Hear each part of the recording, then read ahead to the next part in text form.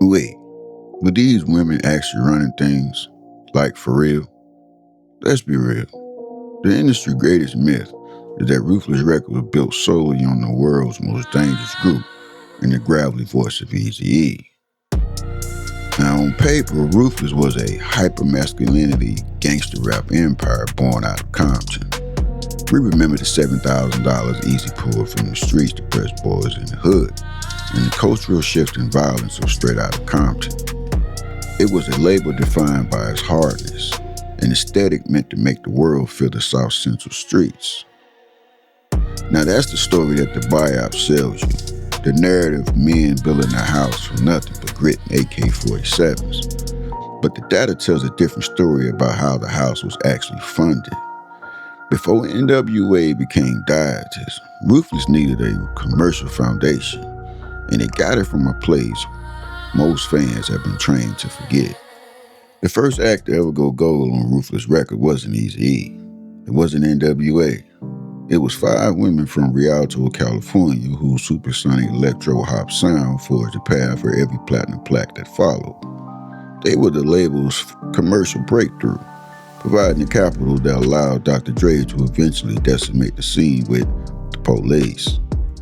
Look at the legend. MCJB, Sassy C, Baby D, Juanita Burns, and Diana Burks built the house.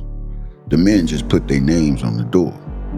But somewhere between 1987 and the mythology we inherited, that chapter got torn out of the history books. By the time the world saw the N.W.A buyout, these women, the little foundation of the Ruthless empire, had been written out entirely. They didn't even get a cameo. They didn't even get a mention in the credits. On this channel, we don't look at the names on the door. We look at the hidden leverage. Today, we're asking the only question that matters. Who holds the real leverage, and what aren't they telling you? This is the story of the women who held the keys to the throne while the world looked the other way.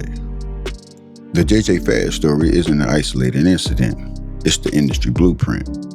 Before the world knew her as a wife or a widow, Faith Evans was a Fordham scholarship student earning $2,000 a week as a professional session writer and singer.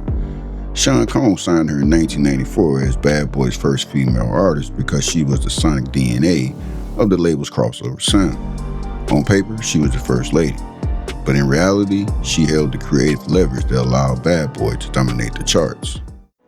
By 1995, the music was being overtaken by the industry's most violent marketing campaign, the East Coast-West Coast War. Let's be real, when Tupac's record named Faith in the diss track hit him up, he wasn't looking for collateral damage.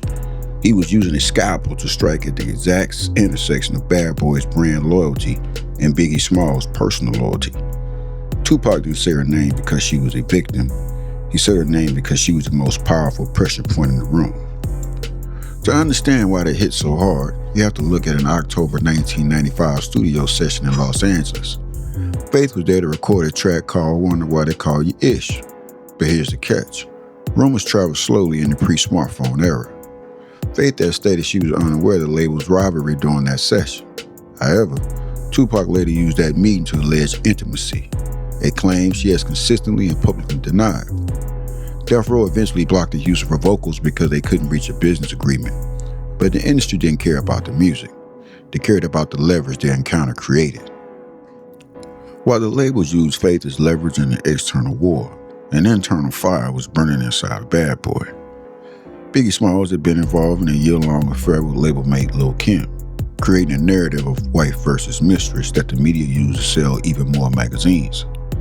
Faith later detailed catching the two together on Christmas Eve in her memoir, Keeping the Faith. The label was happy to let the tension simmer because it kept the brands in the headlines, but they never offered a path to peace. But look at the actual resolution.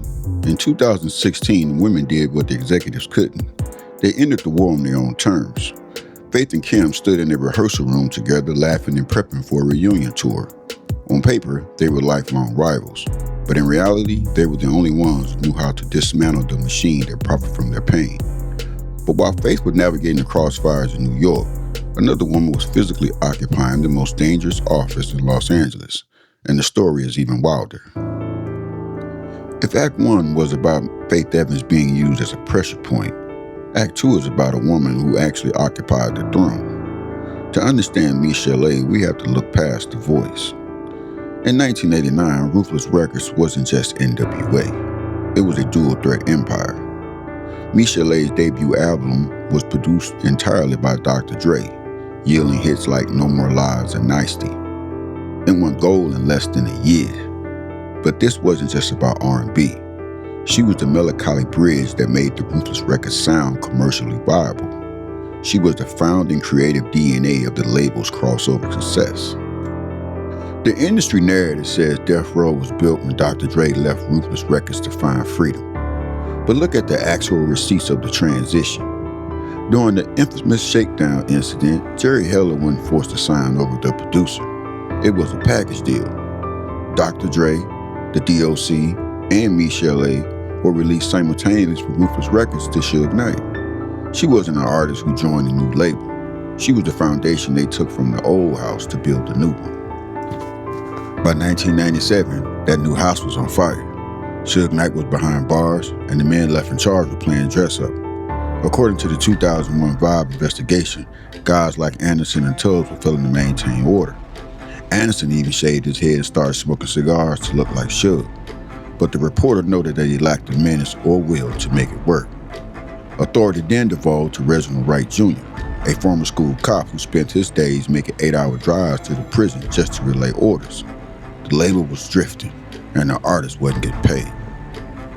While the men were acting like little moguls with misplaced authority, someone actually stepped into the vacuum.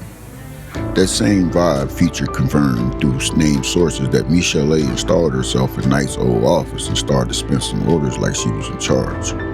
She wasn't just a singer anymore. She was the one holding the most dangerous label in rap together while it was under federal scrutiny.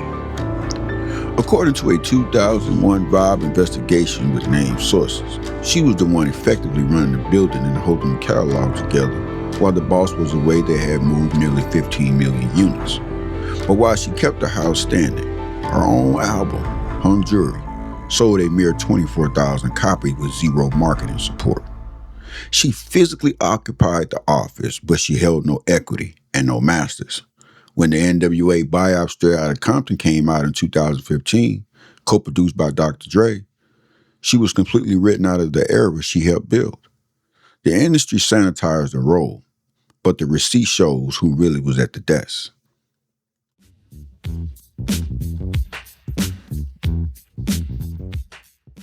To understand the leverage Kim Porter held, you have to understand the ground she stood on before Bad Boy even existed.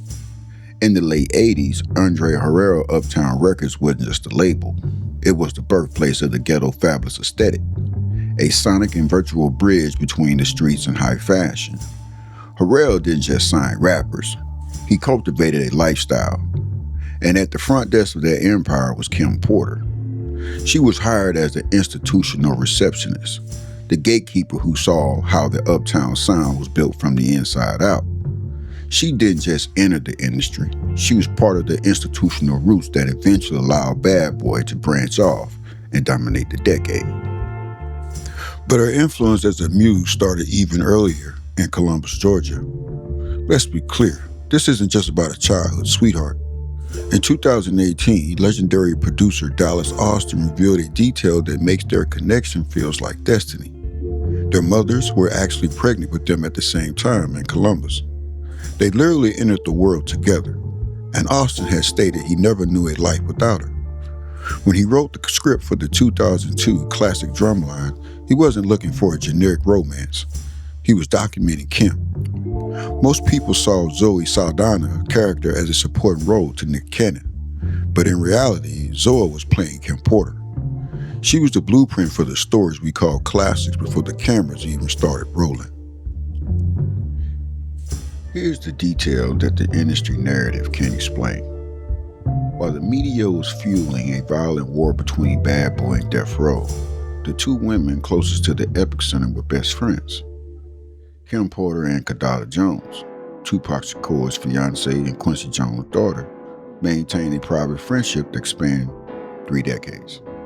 In a world of disposable industry ties and manufactured beef, This wasn't a PR stunt.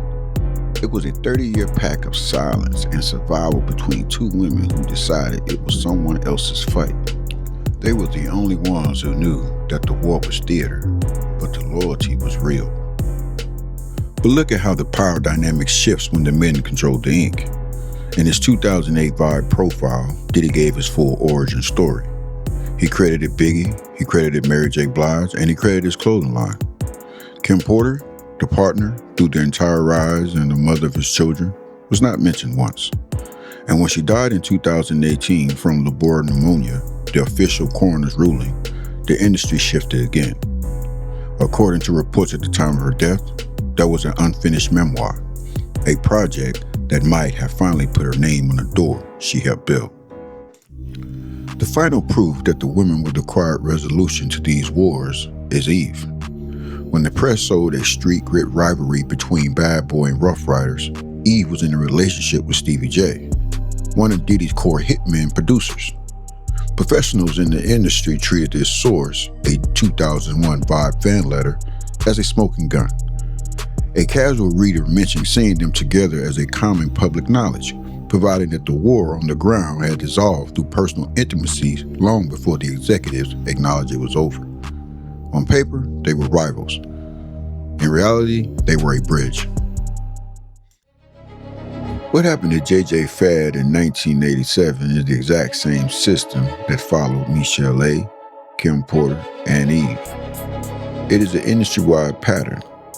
The women provide the commercial capital, the stability, and the resolution to the wars, while the men control the narrative. On this channel, we don't care whose name is in the credits. We care who held the building together.